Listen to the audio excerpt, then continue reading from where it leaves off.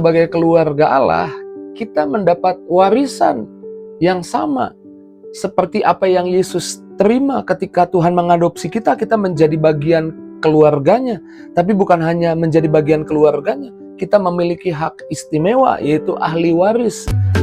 It is the time for morning with the word. Puji Tuhan, bergabung kembali di Morning with the Word di YouTube channel saya, Mario Marcelo. Di pagi hari ini kita selalu mau memulai hari kita dengan kebenaran firman Tuhan, janji Tuhan yang pasti menguatkan, pasti memberkati setiap kita. Yuk kita langsung baca firman Tuhan di Efesus 1 ayat 5. Dalam kasih Ia telah menentukan kita dari semula oleh Yesus Kristus untuk menjadi anak-anak-Nya sesuai dengan kerelaan kehendak-Nya. Puji Tuhan. Di pagi hari ini lewat ayat ini saya mengingatkan bahwa setiap kita telah diadopsi oleh Tuhan. Adopsi adalah perbuatan kasih yang luar biasa. Tuhan memilih beberapa orang di perjanjian lama, orang-orang di perjanjian lama untuk menunjukkan kasih dan rencananya. Dan kita percaya hari ini oleh karena Yesus Kristus, kita telah diadopsi oleh kerajaan sorga untuk menjadi anak-anak-Nya. Kita yang percaya dalam Kristus diadopsi dan menerima berkat-berkat-Nya. Berkat apa saja yang kita terima ketika kita diadopsi oleh Tuhan? Ingat kisah Yakub, Israel setelah Yusuf di Mesir dan kemudian pindah ke Mesir. Ketika Yakub sudah tua atau Israel sudah tua, kemudian Yusuf mengunjungi papanya membawa anak-anaknya Efraim dan Manasye, dibawa ke hadapan Yakub. Kemudian ketika Yakub melihat anak-anaknya Yusuf, Efraim, Manasye, di Kejadian 48 ayat yang kelima, saya mau bacakan buat kita dari bahasa Indonesia masa kini. Dikatakan Yakub meneruskan, Yusuf kedua anakmu, Efraim, Manasye, yang lahir di Mesir ini sebelum aku tiba di sini, kuanggap anakku sama seperti Ruben dan Simeon. Kuanggap anakku sama seperti Ruben dan Simeon. Yakub secara khusus mengadopsi Efraim dan Manasye yang adalah cucunya menjadi anaknya, dianggap sebagai anaknya, diangkat sebagai anaknya. Ini bukan tentang hubungan keluarga bapa dan anak saja, tapi ini sedang menjelaskan bahwa Efraim Manasye mendapat berkat yang sama seperti Ruben dan juga Simeon. Maka kita sebagai keluarga Allah, kita mendapat warisan yang sama seperti apa yang Yesus terima ketika Tuhan mengadopsi kita. Kita menjadi bagian keluarganya, tapi bukan hanya menjadi bagian keluarganya, kita memiliki hak istimewa, yaitu ahli waris kerajaan sorga. Roma 8 ayat 17 dikatakan seperti itu. Kita diberkati secara rohani, kita memiliki hidup yang kekal, dan hidup di bumi seperti di surga itu warisan kita sebagai anak-anak Allah. Kita bukan lagi orang yang jauh, tapi kita diangkat menjadi anaknya. Seperti seorang anak yatim piatu diangkat oleh keluarga yang kaya. Ia tidak hanya mendapatkan status tempat tinggal, tapi juga ia mendapat sesuatu yang baru dari keluarga yang baru, yaitu warisan, yaitu berkat, kelimpahan, karena diadopsi oleh keluarga yang baru ini. Seperti saudara dan saya hari ini, oleh karena Yesus, kita diadopsi. Kita memiliki hak yang sama seperti anak Allah, yaitu Yesus Kristus, mewarisi kuasa, kasih, dan berkat-berkat-Nya selama kita hidup di bumi. Pak Pendeta, tapi bagaimana saya bisa diadopsi? Saya merasa saya nggak layak diadopsi jadi anak Allah. Saya mau katakan, adopsi adalah pilihannya Tuhan.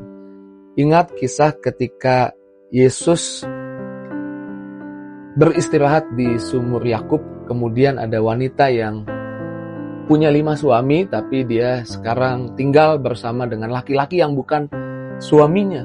Kemudian terjadi percakapan di sana. Di Yohanes 4 ayat 25 dan 26, jawab perempuan itu kepada Yesus, "Aku tahu bahwa Mesias akan datang, yang disebut juga Kristus. Apabila ia datang, ia akan memberitakan segala sesuatu kepada kami." Kata Yesus kepadanya, "Akulah dia yang sedang berkata-kata dengan engkau.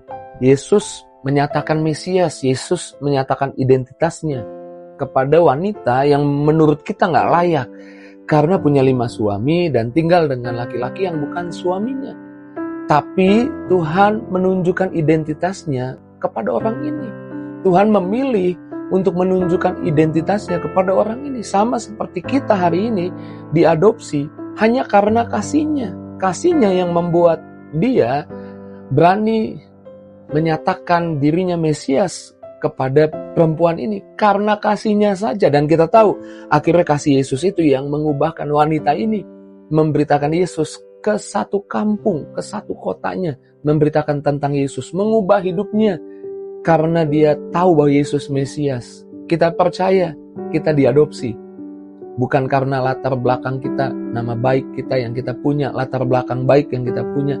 Bukan karena kehebatan kita, kepintaran kita. Kita diadopsi karena kasihnya. Kita diangkat menjadi anaknya karena kasihnya. Alkitab katakan karena begitu besar kasih Allah. Sehingga ia memberikan Yesus supaya kita diadopsi, supaya kita bisa jadi anak-anaknya, kita yang percaya jadi anak-anaknya. Manusia kadang-kadang melihat tampilan yang tidak berharga, tapi Tuhan bisa melihat hal yang berharga di hidup kita. Tuhan menganggapmu berharga sehingga dia mengadopsinya menjadi anaknya. Saya melihat di YouTube ada seorang pelukis pergi ke pasar loak dan dia melihat ada kanvas yang sudah kotor, ada banyak noda di sana. Kemudian dia tawar kepada tukang loaknya, saya beli kanvasnya, harganya murah sekali. Kemudian dia bentangkan kanvasnya, dia siapkan cat untuk melukis, kemudian diambil kuasnya, ditumpahkan cat itu ke kanvas yang tidak dianggap, yang dijual bahkan murah. Dan dalam percakapan itu sepertinya kalau mau ambil saja, tapi karena dibayar, karena si pelukis mau bayar, jadi diterima bayarannya. Tapi apa yang tidak berharga bagi pelukis itu, jadi akhirnya menghasilkan karya yang indah. Dia tumpahkan cat lukisnya, dia gores dengan koas, dan jadi lukisan yang indah. Orang mungkin menganggapmu gak berharga, bahkan mungkin dirimu menganggapmu gak berharga. Tapi Tuhan melihat bahwa kita bisa diadopsi menjadi anaknya dan kita bisa diubahkan menjadi lebih indah di dalam Tuhan. Dan kita diadopsi untuk Tuhan mengubah kutuk di hidup kita jadi berkat. Di dalam Ulangan 23 ayat 5 dikatakan, tetapi Tuhan Allahmu tidak mau mendengarkan Bileam, dan Tuhan Allahmu telah mengubah kutuk itu menjadi berkat bagimu karena Tuhan Allahmu mengasihimu. Karena Tuhan Allahmu mengasihimu. Kita diadopsi karena kasihnya.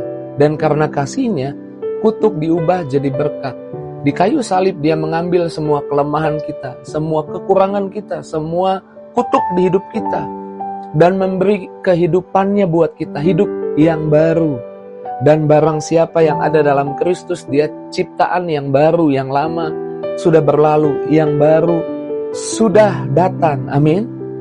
Percayalah bahwa saudara dan saya karena Kristus kita telah diadopsi. Terimalah kenyataan ini, kita diadopsi menjadi keluarga Allah. Bukan hanya itu saja, kita juga menerima bukan hanya sebagai anaknya, tapi menerima berkatnya, warisannya, menerima kuasa, menerima kemuliaannya. Sehingga hidup kita diubahkan jadi indah, jadi lebih baik. Pagi ini firman Tuhan mengingatkan bahwa saudara dan saya telah diadopsi jadi keluarga Allah, menerima warisan dan berkat Allah. Kita diadopsi karena dia punya tujuan di hidup kita. Tidak ada yang bisa memisahkan kita dari kasih Tuhan. Kita anak-anaknya. Amin.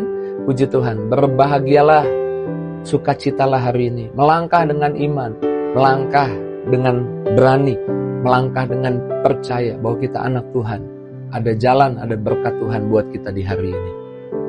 Mari ambil waktu kita renungkan apa yang Tuhan katakan. Tuhan sedang meyakinkan kita anaknya, kita diperhatikan, kita punya warisan berkat, kita punya kuasa menghadapi hidup di hari ini, apa yang harus kita jalani di hari ini.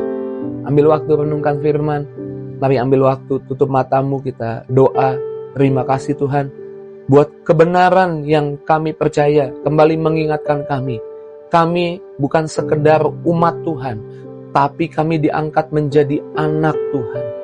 Karena anak kami memiliki warisan. Kami diangkat menjadi anak karena kasih-Nya. Karena kasih-Nya, Tuhan mengubah kutuk di hidup kami menjadi berkat. Tuhan membuat hidup kami jadi lebih indah.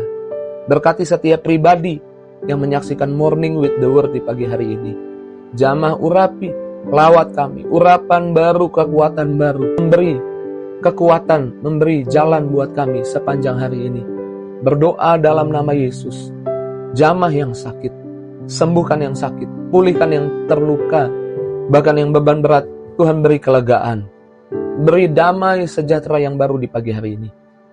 Di dalam nama Yesus, kami bersyukur, kami berdoa. Haleluya. Bersama-sama kita katakan, amin. Puji Tuhan, kita sudah berdoa dan Tuhan meyakinkan kita bukan jauh dari Tuhan. Kita anaknya, tidak ada yang bisa memisahkan kita dari kasih Kristus. Jangan lupa tulis responmu di kolom komentar. Juga bagikan link Morning with the Word di pagi hari ini kepada banyak orang, biar bukan kita saja yang diberkati, lebih banyak orang boleh diberkati. Tuhan berkati setiap kita. See you